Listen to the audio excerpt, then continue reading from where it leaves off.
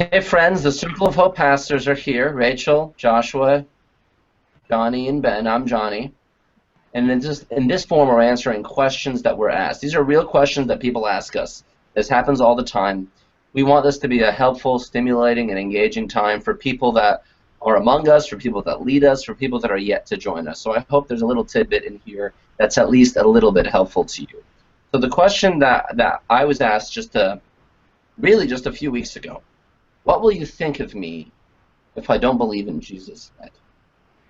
I might be intrigued by you, or it I'm might be something that, you want to kind of stick in my face that makes it hard for us to connect. So I'm hoping that if you're asking that question and we're friends, that we could be friends. Or if you're part of my cell, we could still do beautiful things together. But it is unfortunate that the Christians or the empire that took over the Christians, I should say, back centuries ago, made it into this faith that is belief oriented, and they put an overemphasis on believing the right things as opposed to being transformed and having a communal life and expressing uh, God's intent for the world in this embodied way. So we're trying to even course correct a little bit, wouldn't you say, friends? Yeah, because I think that we all have experienced that difference. That like, no, I don't live in my head. My life is not all like saying the right things. Like, for example, like even about myself. Like, I don't have like this list of beliefs about who Benjamin White is, and that's like kind of how I live. I feel things. I move with things. I follow my instinct. I'm not sure about everything all the time, and so yeah, I would say that. It's more than in my head, and I think everyone if they pay attention believes that too. They Yeah, believe that.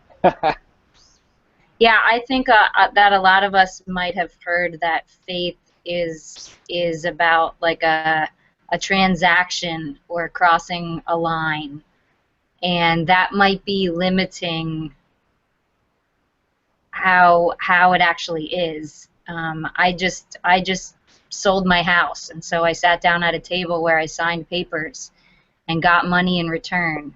And I think that a life with God is so much broader than that. The mystics would say that God is the ground of our being, and so there might not be like this line. We might be making up the line by saying, "I don't believe in Jesus yet," or "I do," because in reality, I think that we encounter Jesus through the body, and so even by just being open, you might have an experience of moving with God, with others, long before you might say, "Oh, I believe." It's like I'm having a dinner party and you want to come over but you're not hungry. And you know you don't want to eat and you feel, you just want the company, you want the presence, you want a little interaction. By the end of it you might get hungry and you might eat something. So I want you there because you make the party better. Your presence is good. I love you. Let's make a connection. And there's room at the table for you. There's an empty chair for you. And maybe you'll want to eat by the end of it. And who knows, transformation through Jesus may come. We don't know which way the wind blows. It blows how it likes. One of the things that I've loved about Circle of Hope for the longest is people are part of the church for a lot of different reasons. And the center of us, we're into Jesus. We're trying to embody Jesus Christ in the world.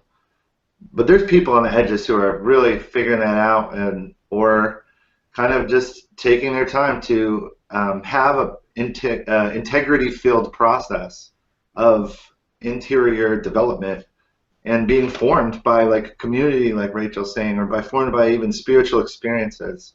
And I think that's a good way to do it. But it kind of makes us look maybe like we're not all Christians or something sometimes, and I think that can be a good thing.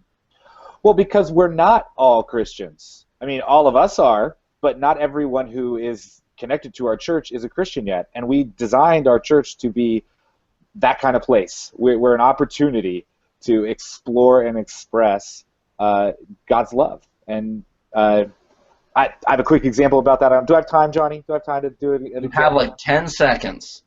I don't have time, but it happens in my cell. It happens in other people's cells. I got tons of stories. Talk to me. Yeah, so keep asking questions and keep struggling. Yeah, this is good. You guys shared a lot of good stuff, and I hope that you keep the dialogue going. We didn't get to everything, but I hope that we can continue talking beyond this, and I hope that you want to meet us too. So if you want, share this video, like it, subscribe to our channel, make a comment, and let us know what else you have, what other questions you've got. Um, and if you want more stuff like this, check out our cells, circles of 10 that meet all over the region, or our Sunday meetings. God bless you. We'll see you next time.